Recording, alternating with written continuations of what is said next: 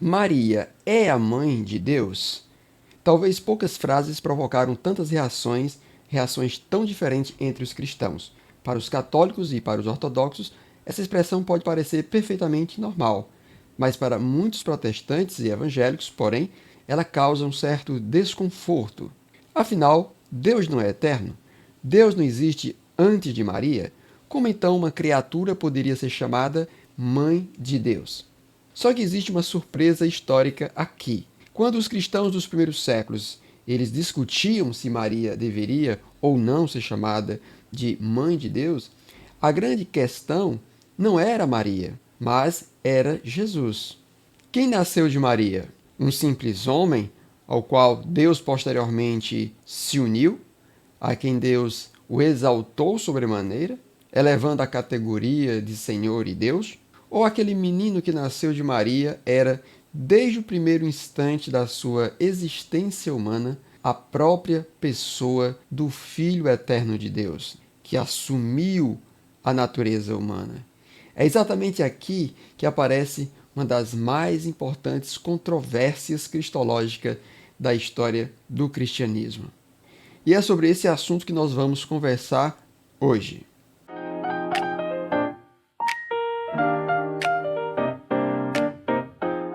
Se você gosta de estudar teologia e história do cristianismo com um pouco mais de aprofundamento, já se inscreva no canal, ative o sininho e deixe o seu like. Isso ajuda bastante o conteúdo a chegar a outras pessoas. E hoje nós vamos viajar para o século V e acompanhar uma discussão que começou aparentemente com uma pergunta sobre Maria, mas que terminou ajudando a igreja cristã a formular um dos seus credos mais importantes, que é o da cristologia, afirmações fundamentais sobre Jesus Cristo. Cristo, ele é uma só pessoa, verdadeiramente Deus e verdadeiramente humano ou homem. E para entendermos a controvérsia, nós precisamos perceber que os cristãos dos primeiros séculos, eles levaram algum tempo para elaborar uma linguagem suficiente, precisa, para falar sobre Jesus Cristo. Bem, o Novo Testamento ele coloca diante de nós duas afirmações que não podem ser abandonadas. Uma é de que Jesus ele é verdadeiramente humano. Ele nasceu, ele cresceu, ele sentiu fome, sede, né? Morreu. E, por outro lado, nós encontramos textos extraordinariamente fortes sobre a sua identidade divina. Por exemplo, o Evangelho de João. Ele começa dizendo: no princípio era o Verbo estava com Deus e o Verbo era Deus. E depois ele ainda afirma: e o Verbo se fez carne. João capítulo 1, verso 1 e o verso 14.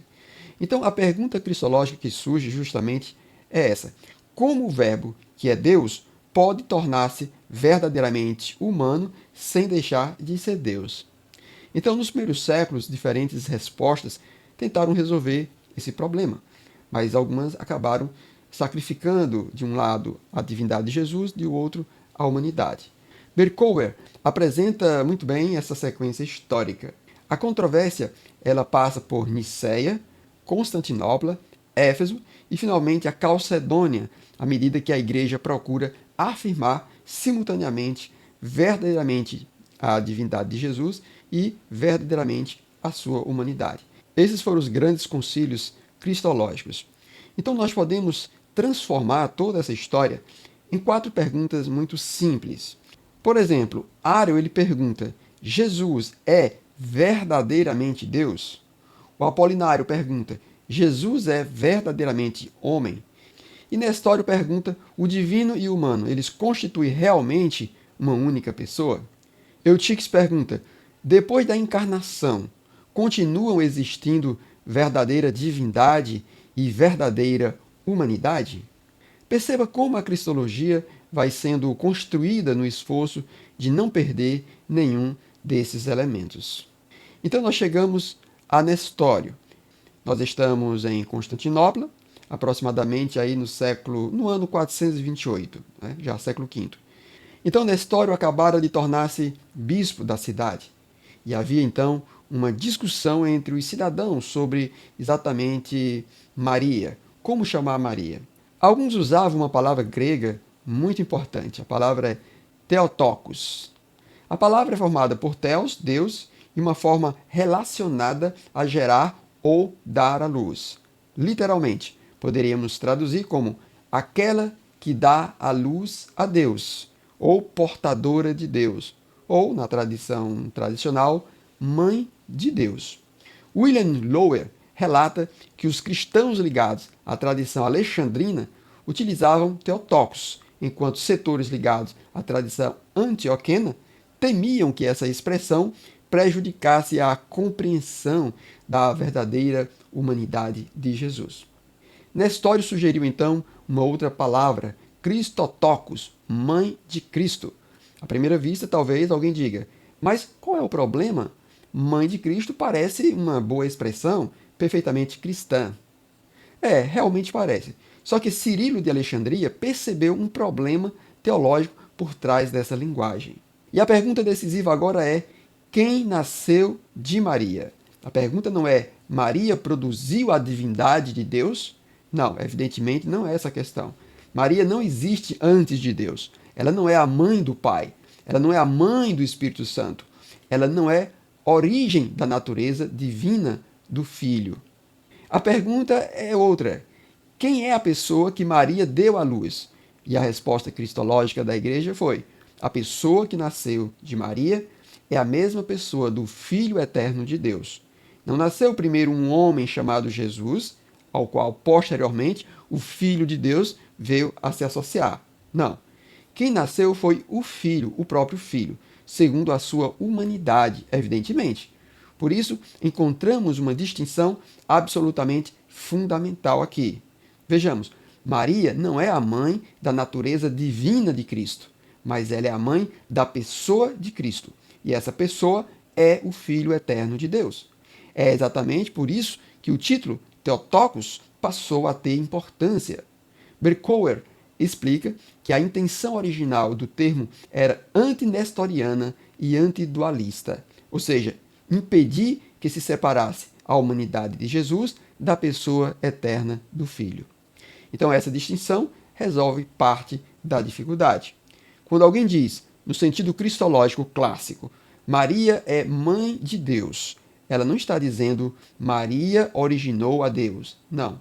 Ela está dizendo o seguinte: aquele que nasceu de Maria é Deus Filho encarnado. Perceba aí a diferença. O centro da afirmação continua sendo Jesus Cristo. Mas Nestório ele estava realmente separando Jesus Cristo em dois? Bem, Cirilo de Alexandria ele acreditava que sim. Ele temia que a cristologia associada a Nestório terminasse produzindo praticamente dois sujeitos em Jesus, ou duas pessoas. De um lado, o Filho eterno de Deus, e do outro, um homem chamado Jesus. Como se entre eles existisse apenas uma associação extremamente profunda. Berkouwer ele explica que a tradição antioquena procurava defender vigorosamente a humanidade completa de Cristo. O problema aparecia quando essa distinção ameaçava transformar-se em separação. Na interpretação clássica do nestorianismo, as duas naturezas elas acabavam sendo tratadas quase como sendo duas pessoas. Mas aqui nós precisamos fazer uma observação histórica importante. Hoje os pesquisadores eles são mais cuidadosos quando eles falam de Nestório. Não é tão simples afirmar que o próprio Nestório ensinava literalmente que existiam duas pessoas em Jesus Cristo. Berkouwer reconhece que a pesquisa posterior levantou dúvidas sobre a interpretação tradicional de Nestório e sobre a justiça de algumas acusações dirigidas pessoalmente contra ele. Portanto, numa aula academicamente responsável, é importante distinguir Nestório, o personagem histórico, cuja teologia é mais complexa, e o nestorianismo, um nome que foi dado posteriormente a uma posição cristológica que separava excessivamente o divino e o humano em Jesus Cristo. Vamos falar um pouquinho sobre o Concílio de Éfeso no ano 431. A controvérsia ela cresceu. Cirilo de Alexandria entrou diretamente no conflito e finalmente foi convocado o Concílio de Éfeso em 431. Lower relata que o concílio analisou a posição de Cirilo e materiais associados a Nestório à luz da fé de Nicéia. Nestório acabou deposto e Theotokos recebeu a aprovação solene com o título aplicado a Maria. Mas não imagine um concílio tranquilo, com todos os bispos sentados serenamente discutindo teologia. Não. Havia também conflitos eclesiásticos, rivalidades entre Alexandria, Antioquia e Constantinopla, interesses políticos e também enormes tensões pessoais. Inclusive, parte dos bispos antioquenos chegou depois de importantes decisões já terem sido tomadas, produzindo inicialmente uma ruptura. Lower observa que a reconciliação entre as partes avançaria posteriormente, especialmente com o Acordo de 433. Isso também é importante para estudarmos a história da Igreja. Os concílios não aconteceram numa espécie de laboratório teológico esterilizado. Havia teologia, mas havia também política, personalidades fortes e disputas de poder. Então, Éfeso foi um concílio sobre Maria? Aqui está provavelmente a frase mais importante desse vídeo.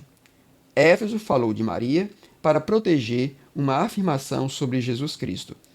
O problema central era a unidade da pessoa de Jesus.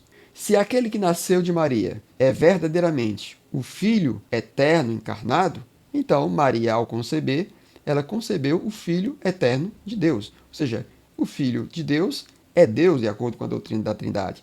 Então, nesse sentido, Maria concebeu a Deus, porque a pessoa que nasceu, o menino que nasceu, era divino.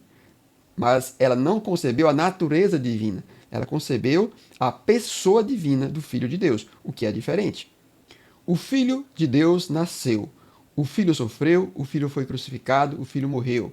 Não significa que a natureza divina, considerada em si mesma, começou a existir, ou sofreu transformações, ou deixou de ser eterna. Significa que a única pessoa que vive tudo isso é o Filho de Deus encarnado. É a lógica daquilo que posteriormente será chamado de comunicação das propriedades. Por isso, Berkouwer observa que não devemos imaginar determinados atos sendo realizados por uma suposta pessoa humana e outros por uma pessoa divina. A unidade da pessoa de Cristo permanece sempre em jogo. Mas Éfeso ainda não encerrou todas as controvérsias. Poucos anos depois, surgiu o problema oposto. Se Nestório parecia separar demais divindade e humanidade, Eutiques foi acusado de aproximá-las de tal maneira que a verdadeira distinção das naturezas ficava comprometida. Então chegamos ao concílio de Calcedônia em 451. E aqui aparece uma das formas mais importantes de toda a história da cristologia. Cristo é verdadeiramente Deus e verdadeiramente homem. Uma única pessoa em duas naturezas. E essas duas naturezas existem sem confusão, sem mudança, sem divisão e sem separação. Lower mostra que Calcedônia buscou equilibrar precisamente as duas preocupações: preservar integralmente a divindade e a humanidade, sem transformar Cristo em duas pessoas. Berkouwer sintetiza a mesma lógica. Calcedônia rejeita tanto a separação associada ao nestorianismo quanto a fusão associada ao eutiquianismo. E observe algo extraordinário. A definição de Calcedônia, novamente, menciona Maria. Cristo é aquele que é eternamente gerado do Pai, segundo a divindade, e que, segundo a humanidade, nasceu de Maria, a Virgem Theotokos. Portanto, o título permanece dentro de uma fórmula essencialmente cristológica. Agora chegamos a uma pergunta muito interessante.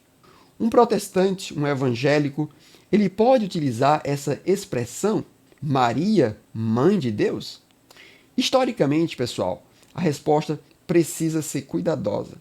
O próprio Berkouwer, escrevendo de uma perspectiva protestante reformada, distingue o sentido cristológico original do título dos desenvolvimentos mariológicos posteriores. Ele reconhece que as igrejas da Reforma não pretendiam abandonar aquilo que Éfeso e Calcedônia procuravam defender contra a separação de Cristo. Aquele que nasceu de Maria é o eterno Filho de Deus. Ao mesmo tempo, manifesta reservas quanto a usos posteriores do título que ultrapassem sua função cristológica original. Portanto, podemos formular assim: se alguém entende Mãe de Deus como Maria é a origem da divindade, isso está errado. Mas se entende como Maria é mãe do Pai ou da Trindade, está errado também. Mas se entende aquele que nasceu de Maria é a pessoa divina do Filho que assumiu verdadeira natureza humana, então estamos diante do significado cristológico clássico de Theotokos. E aí percebemos por que a expressão ela foi considerada tão importante. Então voltemos à pergunta inicial. Maria é a mãe de Deus? Agora nós podemos responder de maneira muito mais precisa. No sentido definido pelas antigas controvérsias cristológicas, a resposta é sim. Maria pode ser chamada Theotokos, porque aquele que nasceu dela é o Filho eterno de Deus encarnado. Mas isso não significa que Maria tenha originado a divindade. Não significa que seja mãe do Pai. Não significa que seja anterior ao Filho. E não significa, automaticamente, aceitar todos os desenvolvimentos posteriores da Mariologia. A expressão nasceu fundamentalmente para afirmar uma verdade sobre Jesus. O Jesus que nasceu de Maria não é uma pessoa meramente humana, independente de Deus ou de Deus o Filho.